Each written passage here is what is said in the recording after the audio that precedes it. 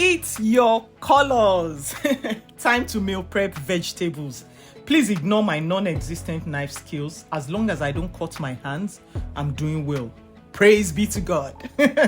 Remember I told you the importance of veggies to your health in previous videos. They have fiber and are loaded with multiple vitamins that can help our cells, skin, heart, vision, blood, guts, and organs function properly. So 5 things I want you to know. Number 1, vegetables are not only leaves. Everything here are also vegetables. Number 2, include vegetables, any type, in every single meal you eat. Your body and health will thank you for it. Number 3, frozen vegetables are still whole vegetables. They are still healthy and nutritious. Freezing does not destroy the nutrients. Number 4, almost all vegetables are better lightly cooked before eating. You absorb more of the nutrients that way.